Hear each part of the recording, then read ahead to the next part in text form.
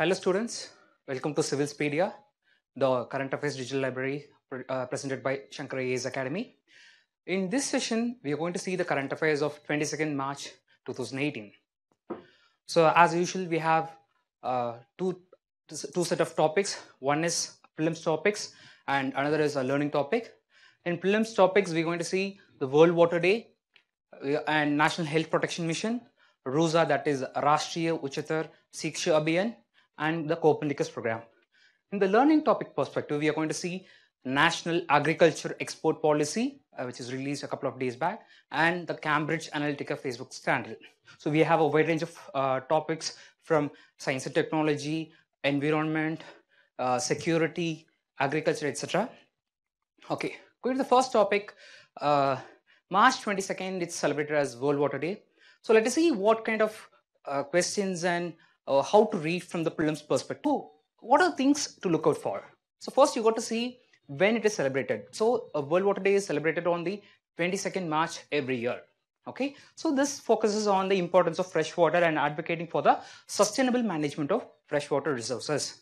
So then you got to know who recommended it for celebration. Okay, it was the first time it was recommended in the United Nations Conference on Environment and Development, that is UNCED conference, which is also known as Rio Summit of 1992. So in this summit, there was a document produced that is called as an Agenda 21. In that Agenda 21, they made a recommendation. Okay, come on, we can have we can celebrate a day for water. So since 1993, so we are celebrating World Water Day on March 22nd every year. So this is 25th year actually. And this year's theme, so whenever such a day we are studying about the importance of a day which is being celebrated worldwide, and that is especially by the UN, you got to know what is the theme. So this year's theme is nature for water. So this nature for water means we got to explore for the nature-based solutions. So this is another important point you got to notice, a nature-based solutions for the water challenges we face in the 21st century. And now let us see some of the reports related to water scarcity, how water shortage impacts human life. Okay, so this may be not so special from the prelims perspective, but may be helpful in writing mains paper, GS paper, essay, as well as for the interview. Okay, so with respect to reports, for instance, NASA satellite, they said out of 21 out of 37 largest aquifers, they're running out of too fast to be replenished. So we are not giving space to recharge them, the groundwater sources actually, and the aquifers. And the Food and Agriculture Organization, they have said they have highlighted by almost 45 countries, they're experiencing water shortages. That is almost they have a less than of 1,000 cubic meters per person per year. Meaning what? If at all the water availability for a person per year, it is less than 1,700 cubic meter, it is called as a water stress. So almost 45 countries are experiencing water stress today. And the other report from UNICEF, they say children are going to be the most affected. So almost 600 million will be affected because of water stress. And World Economic Forum has highlighted World Bank's forecast that by 2050, almost the 2/3 of the water we have today won't be there in the major cities. And as far as the status of water in India is concerned, we have several reports. One such report is by the Center for Science and Environment. In 2015, they said all the three states, major cosmopolitan cities in India like Chennai, Bangalore, Delhi. So most of the water bodies have dried up, or it has lost the health status, it is being polluted more than its capacity.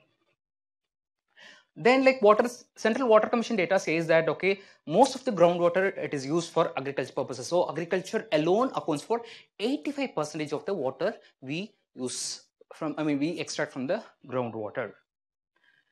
Then the World Resource Institute, in its latest finding in 2018, they have said our increased consumption for thermal utilities, meaning for the production of electricity through means of thermal power, for coal. So almost 43% increase has been seen in last 5 years. So not just in agriculture, even this also. And the Standing Committee report on water resources in 2012-13, in its 16th report, they have said again, not just humans, like not just the private, I'm sorry, not just the private persons, not just the citizens, even the local bodies like the municipalities and panchayats, they also encroach the water bodies, and that has also resulted one of the causes for the water stress. So urbanization, this destruction of natural groundwater recharge mechanisms, increased population, thereby like we have different sectors, we have a demand from drinking, for agriculture, for industry and energy. So these are contributes for the decline of water actually. And recently we have a term called, this is a term called day zero. Day zero is something like the day when there won't be no tap water at all. So that day where there is no situation, tap starts running dry, that is called as day zero. Recently, this was announced in Cape Town, that is a city in South Africa. So that is facing a very huge water crisis. So maybe even in our country, it is not so far. So we got to take certain steps to improve this thing. So these are some positive steps. What is the way forward? Like having water harvesting facilities, making it mandatory, like in Tamil Nadu, and going for promoting water recycling and stormwater capturing, like encouraging micro irrigation techniques, like we have Pradhan Mantri Krishi Sinchai Yojana, and reviving the traditional water bodies by the traditional practices. So these sort of things will help. And also, as such, given this year's theme, nature-based solutions like sand dams, the landscape restoration, conservation agriculture, spawn cities as in China. So this you go across these topics later on, and we'll have a discussion later on in some other classes also. But as far as prelims, like you just go through whatever it is like, which is given in the document, which will be uploaded later on. And you got to know water related, one of the very important goal, which is envisaged in the sustainable development, that is responsible consumption and production. It is not just with respect to water, but anything. So that will lead to sustainability also. And so they have mentioned certain lakes like RLC, Dead Sea, Great Salt Lake, and Lake Chad, which are disappearing at a faster rate, which are a very larger bodies. Like, okay, so whenever you come across these sort of things, you study from the geographical perspective. So this is actually a map which says that how far diversion of water from Lake Chad has affected. See, from 1963 to 2001. And in this, you got to know like where Lake Chad is located and what are the bordering countries. Like here it is bordering Chad, Cameroon, Nigeria, Niger. And like one more thing, this is RLC. So RLC is it's bordering one side Kazakhstan and other side Uzbekistan, that is in the Central Asian region. And like Dead Sea, it's already the name is it's a Dead Sea, and it's still lying actually. But this is not just solely because of diversion of water for agriculture purposes, but for also salt making purposes. So mostly because of that reason, it is still lying. So it lies on the border between Jordan and Israel. So this geographical dimension you go through whenever you come across such a thing about map in newspapers or in articles. So coming to next topic is National Health Protection Mission, which is Ayushman Bharat. It was recently announced in budget actually. So this is, first of all, whenever you come across such missions or schemes, you got to know whether it is a centrally sponsored scheme and who initiates it and what is the aim, who are the beneficiaries. Okay, so here these are the things you got to focus on. So it is a centrally sponsored scheme which is initiated by Ministry of Health and Family Welfare, and it is basically a insurance benefit cover scheme actually. So that is the reason why it subsumes the already existing insurance scheme called Rashtriya Swasthya Bima Yojana and the Senior Citizen Health Insurance Scheme altogether. And so who is the target beneficiaries? The target beneficiaries here are the poor and vulnerable population based on the socio-economic caste census database. So this is from, if at all we are taking the 2011 census, almost more than 10 crore families, they will be benefited by this. And these are the implementation strategy, how you got to implement. To become it successful, you got to have these agencies at the national level, that National Health Protection Mission agency at the national level, a state health agency at the state level. If it is not possible, the state can, if there is lack of infrastructure, lack of funds from creating new infrastructure, they can go for an integrated model with a private, through a society or a trust, whatever it is. So through an already existing insurance company also. So in this manner, the funds will flow and then you can implement it easily. And next, what is the benefit? What is the benefit coming out of it actually? So as the picture says that, okay, it is something like an out of pocket expenditure. So one of the major impact of this scheme is that reduction of out of pocket expenditure. So out of pocket expenditure is a major concern. Is a major concern with respect to health sector, because this out of 80% of the expenditure, normally for the health purposes, it is met out of pocket, from your pocket in the sense. Okay, so again, it is almost more than 60% of cases it happens. And this not just erodes the savings of one, but it makes the people to borrow at a very high rate, at a very exorbitant rate also.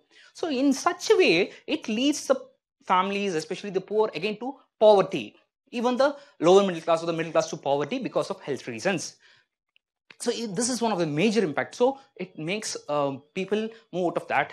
And the other impacts are timely treatments, improvements in health outcomes, improvement in productivity and efficiency, patient satisfaction, job creation, and improvement in quality of life. So when so it has an indirect thing.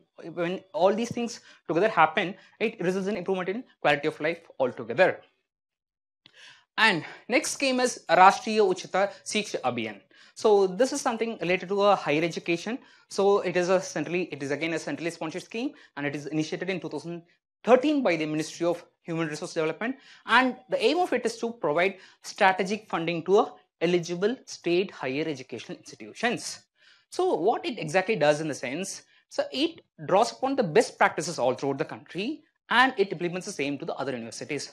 We know that like today we don't have our universities, the top universities in India, they don't find a place in the top 100 universities. So we are not in the position to compete with the best of universities like Stanford or Harvard for Cambridge or whatever that. So that is the reason why here it lies, the emphasis of this scheme is to improve the quality of teaching learning process, so as to make sure that the product out of like graduates, undergraduates, postgraduates and PhDs, they are employable and competitive in not just within India but also to the global environment. And lastly, this is again implemented through the state higher educational councils. So the higher institutions like here I was saying like almost 300 plus state universities and its affiliated colleges, they can have this fund so as to improve the quality through the state higher education councils. And next we are going to see the Copernicus program. The Copernicus program, it's again it is a kind of an Earth observation program, and it is in fact the world's largest Earth observation program, and it is coordinated and managed by the European Commission. So in these sort of news, you got to know who manages it, who conducts it, and who are part of that agency, and who supports it, all those things. So, and you got to know what about India's role. So is India a member? Is India an observer? What about the contribution India is giving, or what about the benefit or advantage India is receiving? So these are things you got to notice it. As far as this Copernicus program is concerned, we are benefited mutually. So they are giving their data for us, and also we are giving our own data through the satellite like OceanSat, InSat, all those things. So we give all those land, ocean, atmospheric related data to them. Okay, so these sort of data ranging from atmosphere monitoring, like marine environment, land monitoring, climate change, emergency management, that means disaster, so security, all those things are monitored. So that program encourages to share all those information, whatever we have and they have.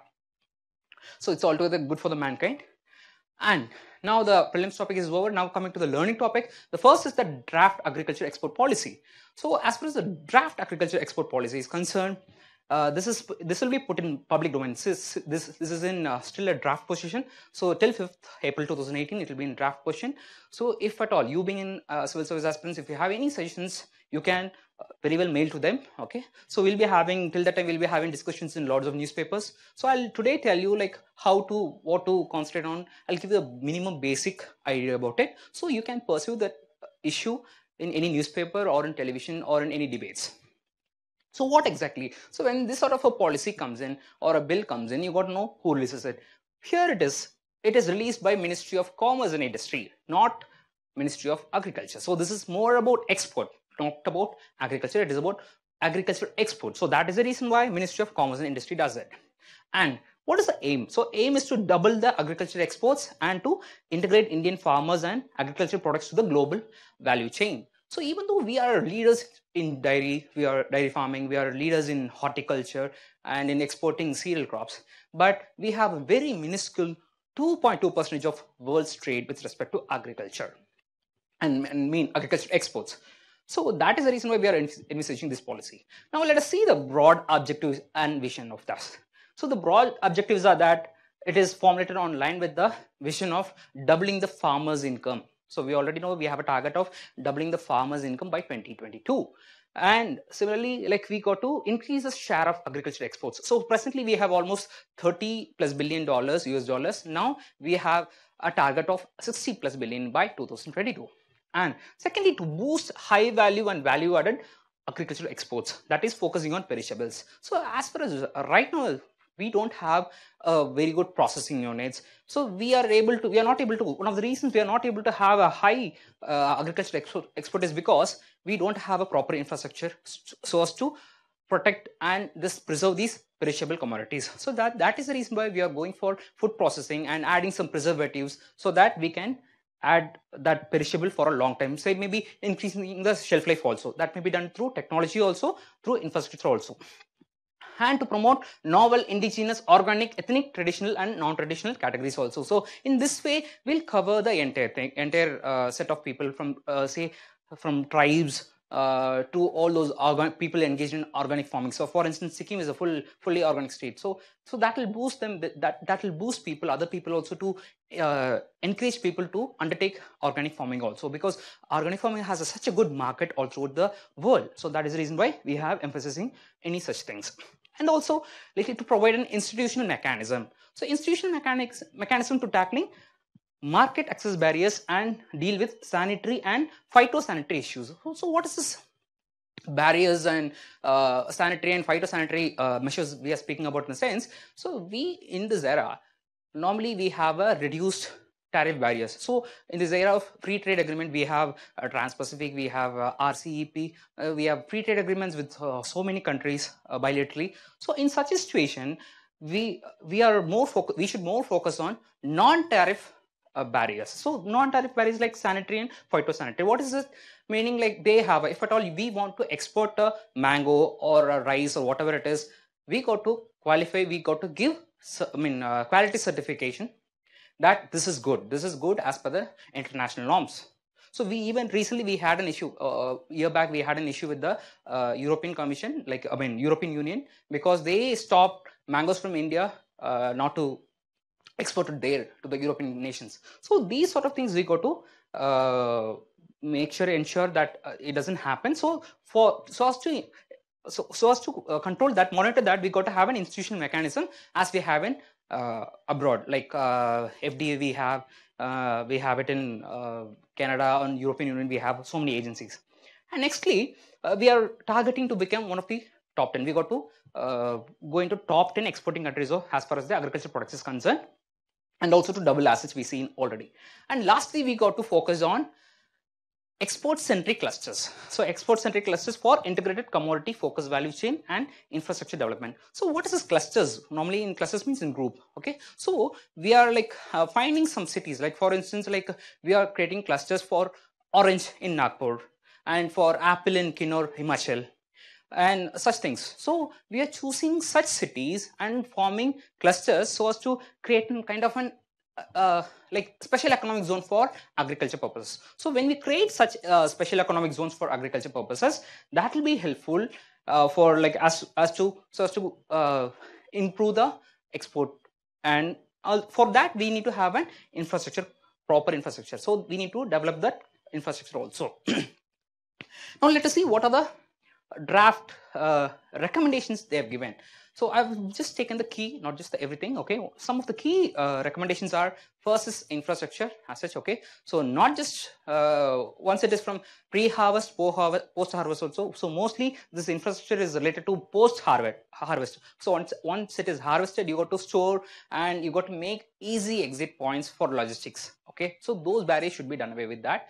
And secondly, about research and development. So so finding new products, like maybe again genetically modified also, and you got to have the state-of-art lab for effective accreditation and monitoring for these sort of researchers. and also we got to have a strong quality regime. So quality matters whenever we are speaking about international export.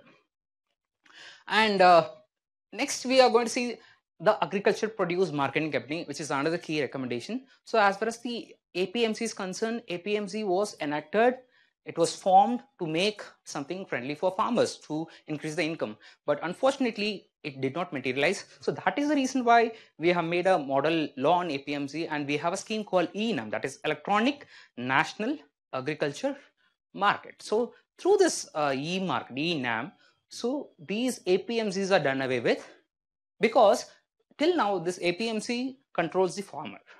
So the private players are unable to set up markets and invest in the market infrastructure. So now once this APMC Act, which is in the state's domain, so it is the state, like recently Karnataka, Maharashtra, they have changed. So when this APMC Act is changed, now the private players can invest more. Okay, so people can farmers have more, they can make more income, because even in spite of increasing MSPs, they have so many schemes, the real income doesn't go to the farmers, it is the middlemen who are getting benefited by it. So that is the reason why. And next is about the mandi. Okay, they have something called as a mandi tariff taxes, which varies so much, and they are unable to. This disrupts the supply chain. So as to have a transparency, you got to standardize and rationalize mandi taxes for this, so that they haven't wider access. And for us, the agency, which we have seen already. So in US we have FTA, you have European Food Safety Authority for Europe. In India also we have FSSAI, but that is not the only one which controls it. We have Ministry of Food and Consumer Affairs, we have excuse me, Agriculture, we have Ministry of Commerce. There are many ministries, departments and agencies, they're coming for, and they're regulating, which creates havoc, confusion. So that is the reason why we should have a dedicated one who is empowered to frame, regulate and implement policies related to agriculture, production and trade. So that is the need of the hour. And also lastly, to promote contract farming. So that also would help actually. So you know what is a contract farming? Like contract farming is done by not just like state, or it also mostly done by the private also, so that the farmers would be benefited because of any unfortunate, unprecedented loss. And last topic is about the Cambridge Analytica Facebook scandal. This is again a learning topic, and this is also a developing topic, like draft law. This is also a developing topic, but I'll give you the gist so that you can pursue in the newspapers while coming in the upcoming days. So this is all about data mining. First of all, like we'll see what is it and everything. First of all, this Cambridge Analytica is a company. It's a big data firm, and it is allegedly involved in a scam that is a data mining scandal. So by which data mining is something you're taking data out of it. So by this, it has taken data out of 50 million Facebook users, and it has, without their knowledge, and it has breached the trust of them by using it for other purposes. Like in this case, they have used it for the US presidential election, that too for a particular candidate, for the winning purpose of a particular candidate. Okay. Now let us see what is this big data and all about. So big data is nothing but huge data. So in these days, you know, every day we have huge amount of data. Like we are taking pictures, we are taking installing videos, we are sending videos, we are uploading videos, we are downloading videos. So this large amount of data, it's been like every day it is being generated. For instance, like almost every day 2.5 quintillion bytes is generated. That is almost 2.3 trillion gigabytes of data every day. So this data has to be segregated for a purposes. For instance, I am a company. I want to know who are the users who wants to use a new mobile thing, and I want to know what is their expectation. Now it is very difficult to filter out of it. It's as simple as that. So now in this day, if you want to take a picture out of it, you got to go through almost hundreds and thousands of pictures you have taken in a mobile. In those days, it was very easy. Hardly, you must have maybe 20 years back, you must have only 2-3 pictures. But today, you have almost like 1,000 pictures taken from, if you go for a trip. It is very difficult to take out the best picture of that, right? The same way, they don't know how to take it, what to take it, the companies. That is the reason why they rely on these kind of big data analytics companies like Cambridge. They'll take the data and they will analyze it on the basis of the purpose of that company. So in this case, what happened, this was in fact leaked by a professor. So this one professor from, he had access to this Facebook thing, but unfortunately he used it He gave it for the company, this Cambridge Analytica, and they used it for the this purposes. What is this? Presidential election purposes. Okay, so as far as big data is concerned, you got to know all those things. So it is about volume, it is about velocity, it is about variety, it is about veracity. So volume is something gathering huge amount of data and then analyzing it. The velocity is every day we are having like so many data through streaming, like sending. So it may be taken from sensors, from network connections, all those things and all.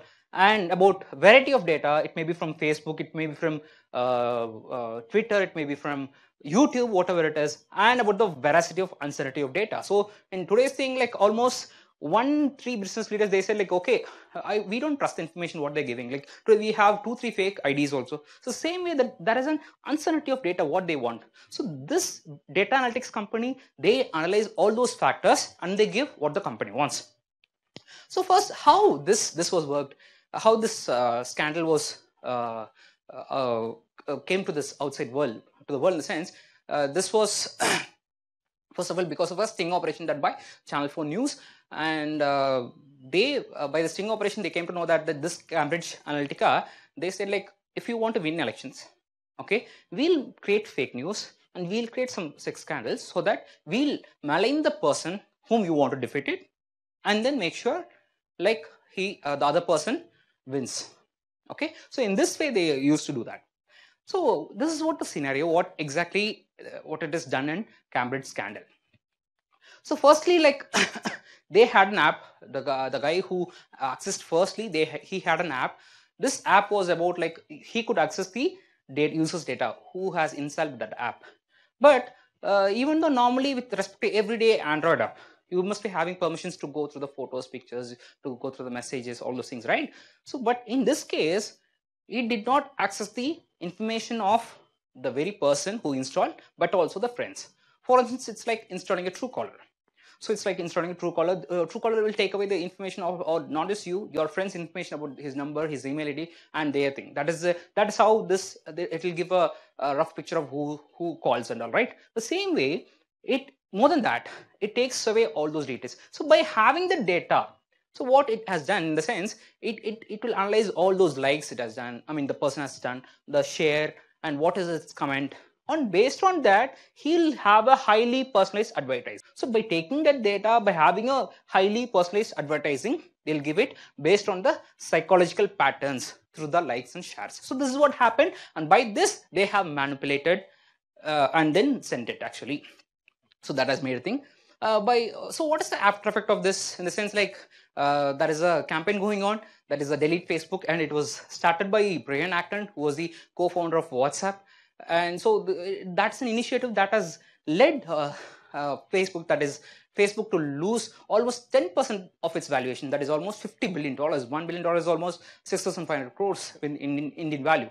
So with that, like now what is happening in the sense like almost all countries like Israel, like America, like in Australia, they own agencies like Federal Trade Commission in America and Information and Privacy Commission in Australia. These people, they demanded like what it has been done, and they're demanding Facebook to how far it has impacted their own private citizens, also the public records. So in that manner, they're analyzing how far it has impacted the security. But as far as India is concerned, like they just now started the blame game. It is you or me or whoever it is. So it is all those national parties started a blame game. Who benefited by that? But it has an impact. Recently, it might have an impact on the other judgment also, because other is again like there is a case under the constitutional bench that is other is infringing privacy or not. So since the matter is sub judice, maybe they might have an impact. So the government has to make sure that the other bill they have enacted, it is strong enough to protect the citizens' privacy. They should have a strong institutional mechanism and also a strong penal provisions for those who are leaking it. So let us wait for in the coming days we can expect some future and further developments, and we can have a better idea about this also. So that's it for today. Hopefully you had a good session, and please pour in your comments. Thank you so much.